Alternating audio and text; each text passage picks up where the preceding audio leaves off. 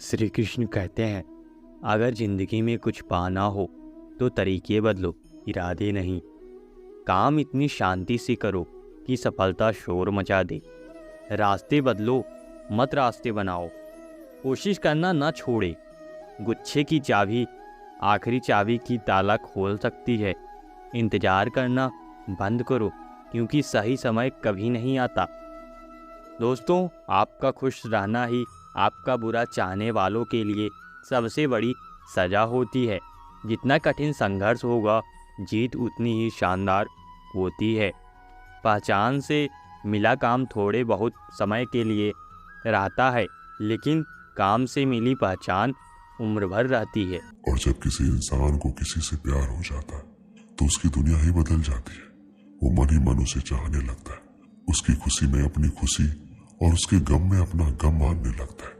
अगर कोई आपसे सच्चा प्यार करता है तो आप जैसे हो वैसे ही वो आपको स्वीकार करेगा। वो आपकी तुलना किसी और के साथ करके आपको नीचा दिखाने की कोशिश नहीं करेगा। आप में जो कमियां हैं या जो गलतियां आपसे हो रही है उसके बारे में वो आपसे खुलकर बात करेंगे और आपको सुधरने का मौका देंगे, ना कि आपकी कमियों और गलतियों की वजह से आपको छोड़ देंगे। अगर कोई आपसे सच्चा प्यार करता है तो वो आपको कंट्रोल में रखने की कोशिश नहीं करेंगे।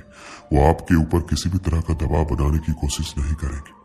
अगर वो आपसे सच्चा प्यार करते हैं तो वो आपके पीठ पीछे किसी के साथ आपकी बुराई नहीं करेंगे। आपसे सच्चा प्यार करने वाला इंसान हमेशा आपकी और आपके भावनाओं की कदर करेगा, आपकी हमेशा इज्जत करेगा, आपको सम्मान देगा।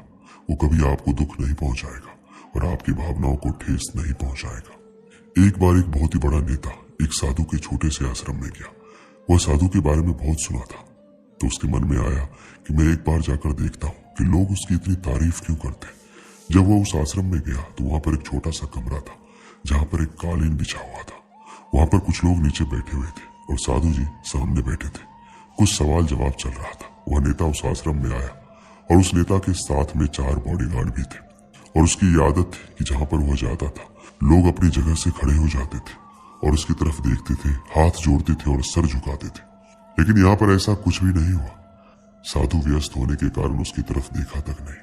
तभी नेता को लगा कि ये मेरी बेइज्जती है और वह इस बात से गुस्सा हो गया। नेता ने थोड़े गुस्से से साधु की बात को बीच में काटते हुए कहा, मैं आपसे कुछ कहना चाहता हूँ। साधु ने उसकी तरफ देखा और बोला, आप थोड़ा रुकिए, पहले मैं इनके सवाल का जवाब दे दूं, उसके बाद मैं आपसे बात करता हूँ।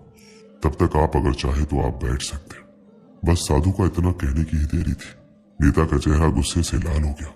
फिर उसने अपना सारा गुस्सा साधु पर निकाल दिया।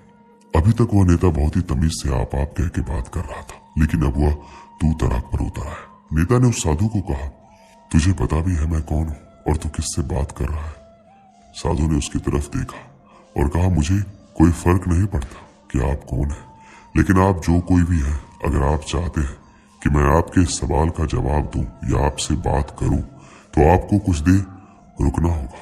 और साधु के ये कहते ही नेता गुस्से से पागल हो गया और वहीं सबके सामने चीखने चिल्लाने लग गया, अब मैं तुझे तेरी असली औकात दिखाऊंगा। तूने मुझसे पंगा लेकर ठीक नहीं किया, तुझे पता भी है मैं तेरे बारे में क्या सोचता हूँ। साधु ने फिर से नेता की तरफ देखा और बड़े ही प्रेम से कहा, मुझे कोई फर्क नहीं पड़ता कि आप मेरे बारे में क्या सोचते हैं, आप जो चाहे वो मेरे बारे में सोच सकते हैं। फिर नेता ने उससे कहा कि तू चाहे सुनना चाहता है या नहीं, लेकिन मैं तुझे यही सबके सामने बताऊंगा कि मैं तेरे बारे में क्या सोचता हूँ। तू कोई साधु नहीं है, तू एक बहुत ही घटिया इंसान है, तू एक ढोंगी है, पाखंडी है। यहाँ पर जितने भी लोग बैठे हैं उन सबको बेवकूफ बना रहा है।